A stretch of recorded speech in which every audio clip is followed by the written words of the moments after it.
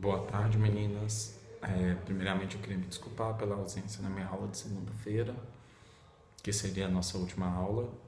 Triste que a gente não pôde estar juntos pessoalmente, né?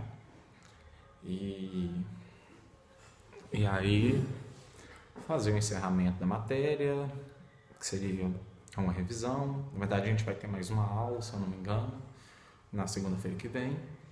Mas hoje eu já começo com as revisões. Então, ao longo do módulo. Olha, caiu meu telefone. Boas. Ao longo do módulo eu falei sobre pele, sobre cabelo, sobre maquiagem, sobre preparo de pele. A gente fez algumas atividades que eu vou olhar qual vai ser os valores de cada uma certinha, porque com essa confusão toda as coisas ficaram muito mais difíceis do que eu já imaginei que poderiam ser naturalmente, principalmente por ser meu primeiro módulo dando cosmetologia, ou seja, algo novo para mim. Então já aproveito para me desculpar caso não tenha conseguido agradar a todas. Acontece. Pedi as sugestões de aula e não creio que esse vídeo vai ser algo demorado. O que eu pretendo é fazer um resumão do que foi o semestre inteiro. Olá. Pode. Estou no trabalho. O que você precisa? Deu contraprova, sabe? Deu algum galão? 2, né? De... 1 litro. Não sei. Tinha 2 lá no chão, mas eu não sei se você tirou Os a dois prova. estavam no chão. Então, quem fechou aquilo foi a Ingrid. E aí ela colocou lá. Eu não sei se era uma contraprova e um de 1 litro ou 2 contraprovas. Mas eram aqueles dois. Pergunta pra ela porque foi ela que recolheu. E o Leonardo recolheu a contraprova do Reator 5. Essas duas aqui são as que você mandou eu trazer ontem. Isso aqui. Eu não sabia onde colocar. Mas foi a Ingrid e o Leonardo que recolheram. Ah, sua câmera tá nesse número aqui. Beleza. Eu tô no trabalho e precisava com um jaleco que não é meu. Então, voltando ao assunto sobre os temas de sugestão de aula, eu quero falar pelo menos um pouquinho de cada um. Então vamos ver o que a gente pode fazer nesse tempo. Retomando do começo, ao invés de começar fazendo uma revisão sobre pele, vamos começar sobre o preparo, que foi a parte de tensoativos e surfactantes, limpeza, porque se utiliza tanto quando a gente está tratando da pele, quanto quando a gente está tratando de cabelo. Então, nessa parte, para mim, o que é importante que vocês entendam? Teve uma aula que eu lembro que a Casey me perguntou como que eu sei se o que está escrito aqui no rótulo do produto é realmente o efeito que vai ter e por aí vai. E aí eu falei que tudo depende da formulação e de cada pessoa. Então, a primeira coisa que a gente precisa entender aqui é nem sempre o que é bom para mim é bom para vocês. Às vezes minha pele se adapta a um produto, às vezes não. Às vezes o meu cabelo se adapta ao produto, às vezes não. Primeira coisa que a gente tem que ter em mente. Então, que nenhum produto ele é 100% eficaz, 100% garantido. Vão ter variações de pessoas para pessoas. A pele, o cabelo, tudo.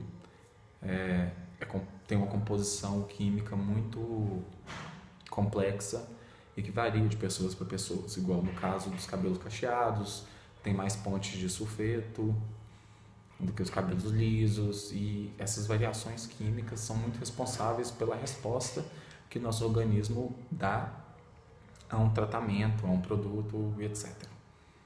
Então, essa é a primeira coisa que a gente precisa entender. Então, vamos lá.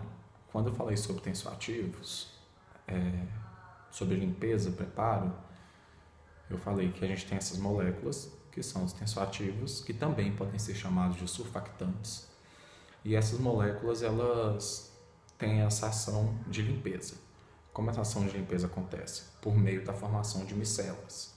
A molécula de tensoativo, ela tem uma cauda apolar ou não polar e uma cabecinha polar. As sujidades, as sujeiras, os óleos, gorduras, tendem a ser não polares e a água é polar. Então, o que acontece na formação da micela? A gente tem uma interação química. Eu ainda falei, me recordo de ter falado da premissa de que semelhante dissolve semelhante. Então, eu me recordo de ter falado disso, e aí eu falei a cabeça polar, a cauda não polar. A cauda se orienta para a sujeira, como se aqui tivesse sujeira, e a cabeça fica orientada para fora. Eu desenho umas cobrinhas. E essas moléculas de tensoativo ou de surfactante vão se aglomerando ao longo da molécula de sujeira e formam uma micela. A micela eu desenhei no quadro, talvez vocês tenham no caderno se tiverem copiado a aula. Caso contrário, tem uma parte na apostila que tem o desenho e a explicação da formação de uma micela. Quando a micela se forma, ela fica com a parte não polar orientada para dentro dessa esfera e a parte polar orientada por fora, recobrindo a superfície externa.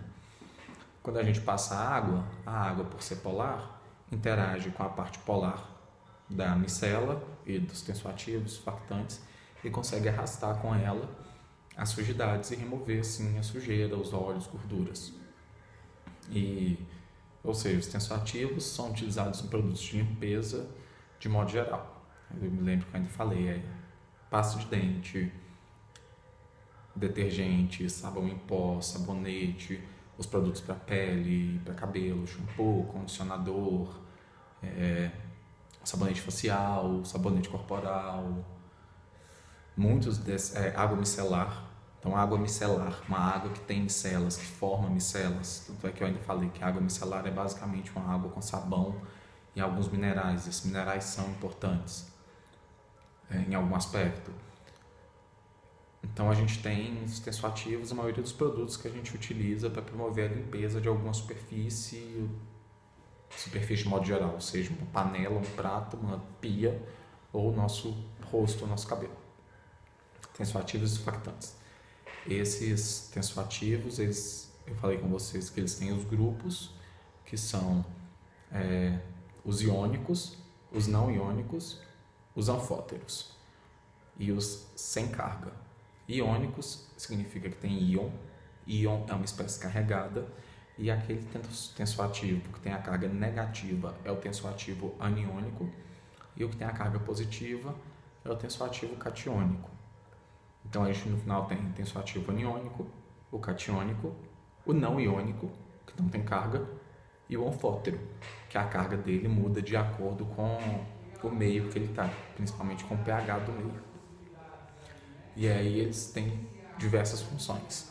Nos shampoos a gente tende a usar tensoativos não iônicos, tensoativos aniônicos, ou seja, de carga negativa, que vão conseguir se ligar com a sujeira, interagir com a sujeira da superfície do couro cabeludo e fazer esse arraste pela formação de micela e promover a limpeza. Enquanto nos condicionadores a gente tende a encontrar tensoativos catiônicos, que têm carga positiva, que ajudam a fechar a cutícula do cabelo, que foi aberta anteriormente para promover a limpeza, ajudam a neutralizar cargas, que ajudam consequentemente a diminuir o frizz. E em ambos os produtos e em outros produtos a gente pode encontrar mais tensoativos, que têm funções diferentes. Dentre elas, aumentar a viscosidade de um produto, por exemplo, não deixar ele tão líquido. E, aqui eu sempre falo, o efeito psicológico, a mania de assimilar limpeza e espuma, principalmente no shampoo, detergente, sabonetes. Os tensoativos podem ser combinados para aumentar, além da detergência, a formação de espuma como fator psicológico. Então, por aí a gente termina a parte de tensoativos. E aí a gente entra na parte de pele, na revisão de pele. Então eu dei um desenho para vocês, que vocês estão careca de ver derme e epiderme, são as duas camadas mais externas da pele, consequentemente as que sofrem mais agressão ao longo do dia a dia. Nelas, elas têm composições complexas também, aminoácidos, proteínas, principal componente, os principais componentes, o colágeno e a queratina, que são responsáveis pela função estrutural, ou seja, por manter a firmeza e elasticidade da pele, que ajuda a evitar ruga e por aí vai. A gente tem os folículos por onde saem os pelos, né? E aí, quando eu fui falar de pele, eu falei sobre o manto hidrolipídico, que é uma camada lipídica, ou seja, uma camada gordurosa, a grosso modo, que ajuda a reforçar a pele, evitando a perda de água, porque por ser gorduroso, sabendo que água e óleo não se misturam, a água de hidratação da pele tem dificuldade para sair e alguns outros componentes têm dificuldade para entrar. A pele é nosso órgão mais extenso do corpo humano, né? Recobre ele todo, então sofre muitas agressões, tipo a pele do pé quando a gente está caminhando é constantemente pressionada, a nossa pele do rosto, dos braços que ficam à mostra, sujeitas a intempéries ao tempo, né? Sofrem a ação do oxigênio, que é um oxidante, sofrem a ação da poluição, da sujeira. Então eu falei dos ativos umectantes, ativos emolientes e ativos hidratantes. A gente vai tentar entender na próxima aula, que é a nossa última aula na revisão final, fazer um review disso, né? O que são cada tipo de ativos. Então, quando o produto fala que tem alto índice de hidratação, então a gente vai olhar se ele contém bastante ativo hidratante. Alto nível de nutrição, se contém bastante ativo nutritivo, para ver se faz jus ao rótulo, apesar de, mais uma vez, falar que nem tudo se comporta da maneira esperada, cada organismo é um organismo. Então a gente tem que esses ativos, eles ajudam a reter água, evitam a perda de água por evaporação, né? Evitam efeitos atmosféricos, atraem a umidade do ar para poder tentar trazer isso para a nossa pele. Falei também sobre águas termais, que são ricas em minerais, que são importantes. Então a água micelar, além de ser uma água com sabão, ela também é rica nesses minerais que ajudam a reforçar o manto hidrolipídico. O que mais?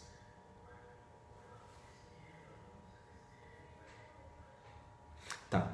Os fatores que ajudam no envelhecimento da pele: fotoenvelhecimento causado por radiações luminosas normais, artificiais, tipo a luz mesmo, por radiações naturais, tipo o sol, que tem os raios ultravioleta A, ultravioleta B, infravermelho, que foi explicado juntamente com a aula de filtros solares. Os raios ultravioletas do tipo B são aqueles menos energéticos, que causam a vermelhidão da pele. Os raios ultravioleta do tipo A, eles conseguem penetrar um pouco mais fundo na nossa pele, alcançam a segunda camada, né? E são aqueles que podem causar modificações estruturais, romper ligações químicas, podem levar ao aparecimento de melanomas, de câncer e por aí vai. Para poder evitar o efeito dos raios do tipo B, a gente considera o fator de proteção solar, de um filtro solar, o fator UVB ou FPS. FPS 30 significa que ele deixa a pele 30 vezes menos propensa à vermelhidão do que o não uso de protetor nenhum. E a gente tem o PPD, o Permanent Pigment Darkness, que seria pigmentação negra permanente, ou que em português a gente chama de FPS UVA, ou fator de proteção solar ultravioleta do tipo A. A gente falou também sobre a razão para saber se um produto tem um bom fator de proteção, que você divide o fator de proteção solar, o FPS, pelo PPD, se dá um número entre 1 e 3, o produto é adequado. A gente espera que dê um número entre 1 e 3, se eu não me engano. Mas a gente vai discutir isso de novo na próxima aula, mais a fundo. E tá. Esses raios são responsáveis pelo fotoenvelhecimento, mudanças bruscas de temperatura, igual agora eu estou numa sala com um laboratório com ambiente climatizado, tem ar-condicionado ligado, saio daqui, vou para o galpão, é quente, depois eu volto para cá, então fica essa mudança de temperatura. O ar-condicionado por si só é um problema porque ele trabalha removendo a umidade do ar, circulando ela para poder deixar o ambiente mais frio. Então, consequentemente, afeta a umidade da pele, ajuda no envelhecimento facial. O envelhecimento por tempo, que é aquele que nenhum de nós conseguimos fugir, a gente consegue usar produtos com ativos específicos, sejam eles hidratantes ou umectantes, antioxidantes. Por exemplo, a vitamina E, eu sempre falo da vitamina E quando eu falo de antioxidante, que ajudam a diminuir esses efeitos. Produtos ricos em colágeno e em queratina, apesar de que nem sempre a absorção do colágeno e da queratina é de uma maneira eficaz, eficiente. Então, não é porque a gente está usando um produto que tem muito colágeno e muito queratina que nossa pele vai ficar jóia. Me lembro da Casey ter perguntado, por exemplo, o uso contínuo do Bepantol é um problema? E aí eu falei, porque às vezes a gente usa um hidratante por bastante tempo e aí quando a gente para de usar, todo aquele efeito que a gente estava mascarando vem à tona. E aí parece que, na verdade, o uso prolongado do Bepantol que fez mal, mas não, a pele naturalmente envelhece. Então, a gente tem produtos que ajudam a retardar esse envelhecimento, mas infelizmente é uma coisa da qual a gente não consegue fugir. E aí, quando eu terminei a pele, nós fomos para cabelo. Falei da estrutura do cabelo, né? A gente tem a queratina, tem o córtex interno, né? A medula. A gente tem as cutículas, que são as partes que ficam mais expostas, que seriam a pele do cabelo, por assim dizer, né? Porque a parte fica exposta e sofre dano com mais frequência. Também seja ele por causa da composição atmosférica, ou por causa de poluição, poeira e etc.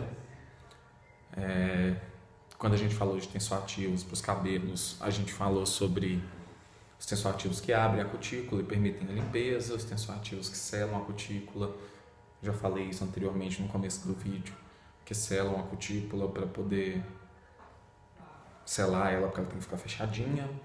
Falei que as pontas duplas são cutículas que meio que não se fecharam direito, formando o finalzinho do fio, deixa meio aberta.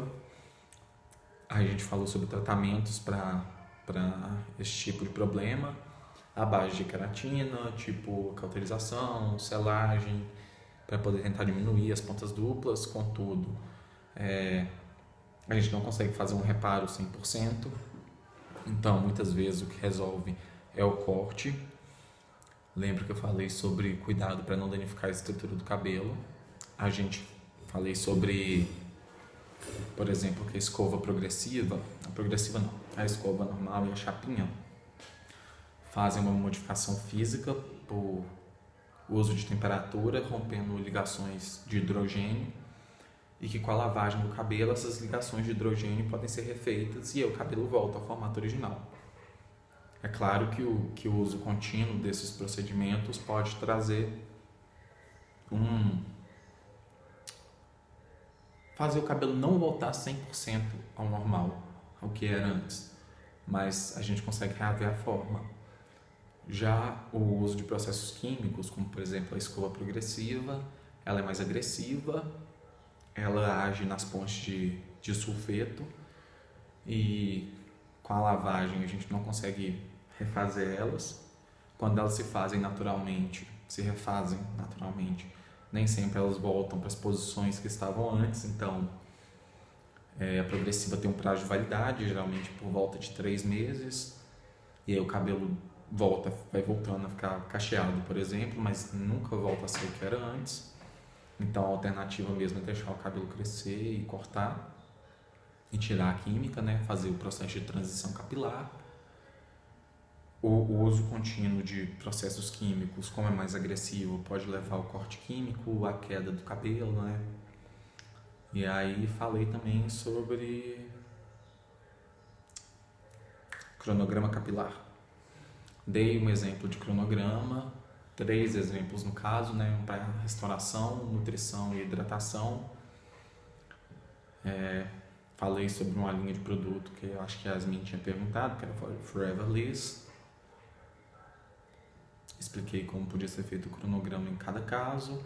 Expliquei também outra coisa que eu preciso que vocês se lembrem, que nada, como eu disse, nada é regra,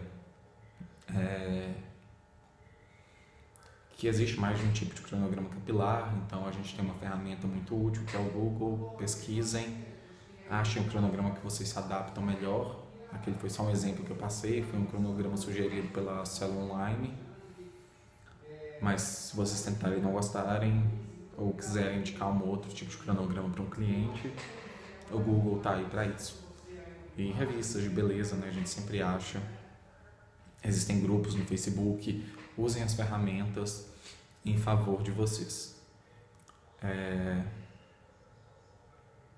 Então tá, né, falei sobre lavagem do cabelo, composição do cabelo, tratamento físico e químico, os riscos que cada um pode oferecer, programa de tratamento capilar. E aí falei sobre maquiagens. Expliquei mais no final da matéria a diferença entre cosméticos e dermocosméticos. Falei sobre a função de cada tipo de maquiagem, né? Passei meio que um passo a passo que eu peguei com a maquiadora, do que é interessante fazer, por exemplo, às vezes aplicar a sombra antes da base para que a gente possa consertar com a base no final e tal. E aí expliquei que o dermocosmético é um cosmético que tem componentes ativos que, além de trazer o perfil estético esperado pela maquiagem, fazem um tratamento a longo prazo com uso contínuo, né? Então a gente tem as bases com protetor solar, que ajudam a evitar manchas de pele, ao mesmo passo que ajudam a esconder imperfeições. A gente tem cremes com maquiagens com efeito que a gente chama de anti-aging, ou seja, anti-envelhecimento, com antioxidantes. Mais uma vez, cito a vitamina E.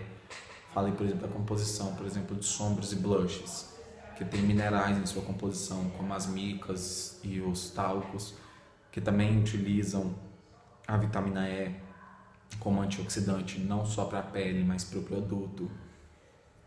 Falei sobre um pouquinho de nada sobre pigmentos, né, que é a menor fração do produto, se eu não me engano, ou uma das menores frações, que antigamente a gente costumava usar minerais que podiam dar cor, mas com o tempo fomos descobrindo maneiras melhores de fazer isso. Então muitos desses pigmentos são sintetizados em laboratório para poder evitar efeitos negativos para a pele. Por exemplo, eram encontrados pigmentos amarelados que eram à base de chumbo. Chumbo é muito tóxico, cancerígeno. Pigmentos à base de mercúrio.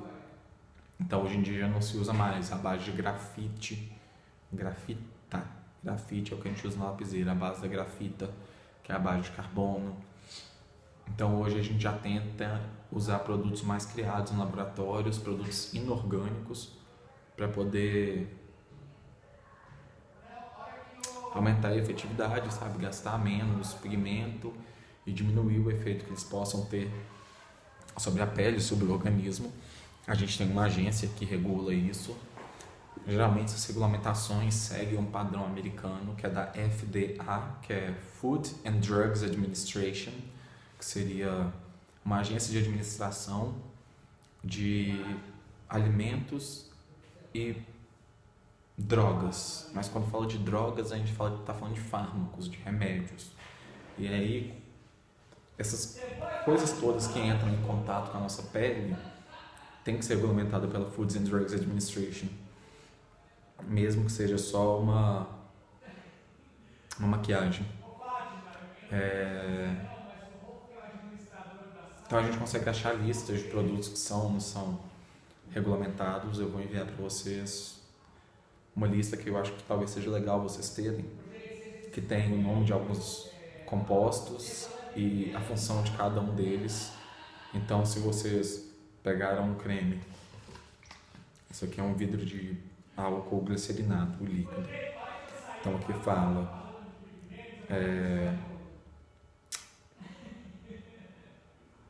calma, perdi o que eu queria. Formulação qualitativa completa: água, álcool etílico, glicerina, peróxido de hidrogênio.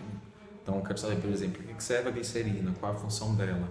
Eu posso estar consultando qual é a função dela. No caso aqui do álcool é para poder servir como agente hidratante, porque o álcool ele desidrata muito a pele, deixa a pele ressecada. A glicerina é para consertar isso.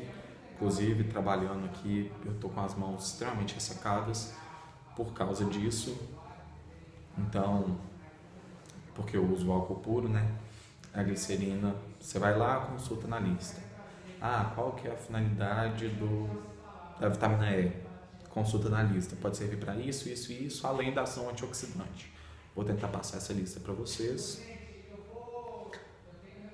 E aí, quando a gente terminou de falar sobre maquiagens, eu sugeri um trabalho sobre Madame C.J. Walker.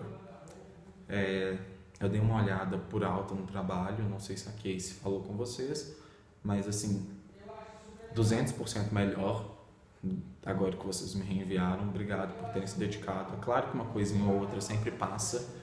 Eu prometo que eu não vou ser muito rígido quanto a isso que passou, porque eu quero reconhecer o esforço que vocês tiveram em refazer o trabalho, mas eu gostaria de apontar sim o que eu acho que ficou faltando, porque semestre que vem vocês têm um TCC para fazer, para vocês já irem preparados para o TCC. Acho legal falar sobre isso.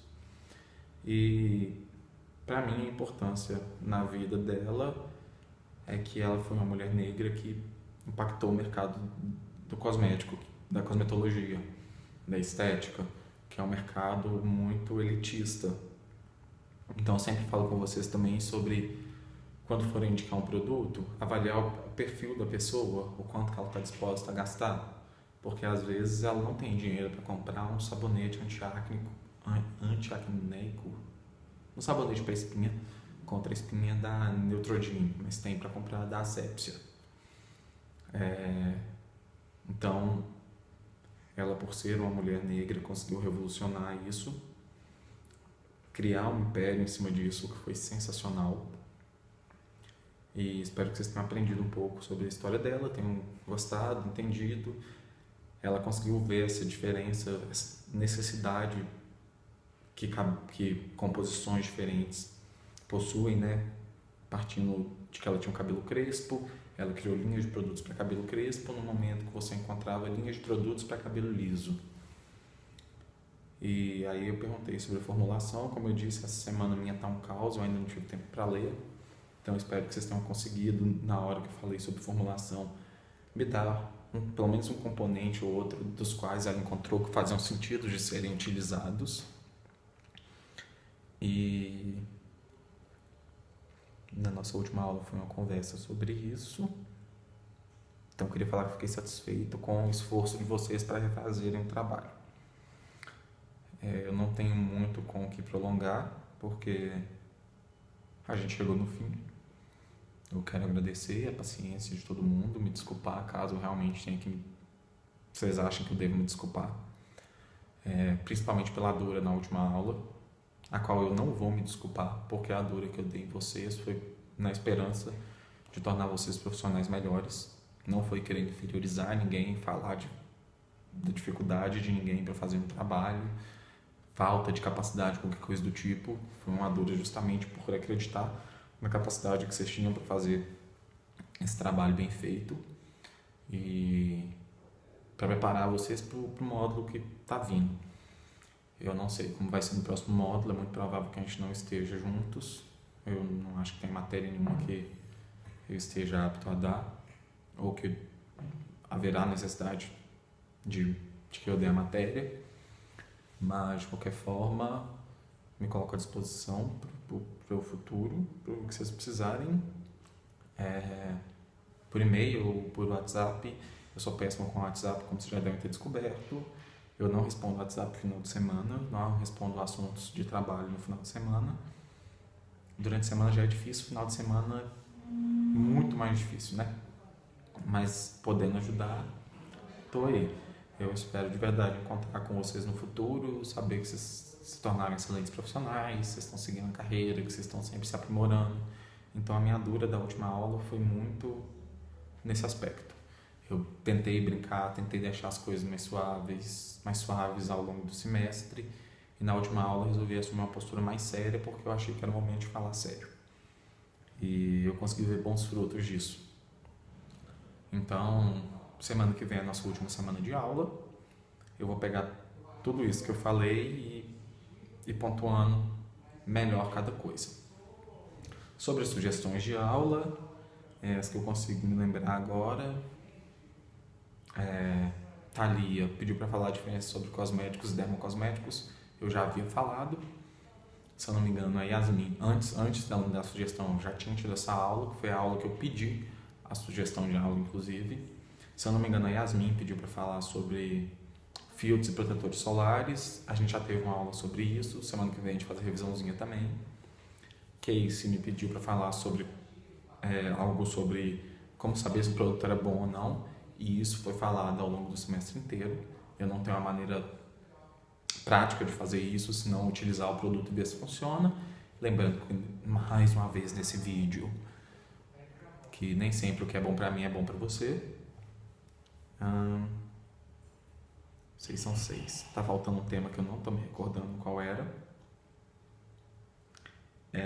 E os outros dois que eu achei interessantes, que era inovações no mercado da estética masculina e produtos tóxicos que são utilizados. No caso, eu não creio que a gente utilize produto tóxico nenhum, porque a gente tem essas agências de regulação. Eu falei da FDA americana, mas no Brasil a gente tem a Anvisa também, que legaliza ou não alguns compostos. Inclusive tem compostos que não são aceitos pela FDA, que são aceitos pela Anvisa e vice-versa. Então, que você pode encontrar em produtos nacionais, não encontrar em produtos importados, e o contrário também é válido. E sobre a estética voltada para o homem, ela muda muito pouco em relação à estética voltada para a mulher, com diferenças de, basicamente, a estrutura da pele do homem é mais rica em alguns compostos, por exemplo, o colágeno.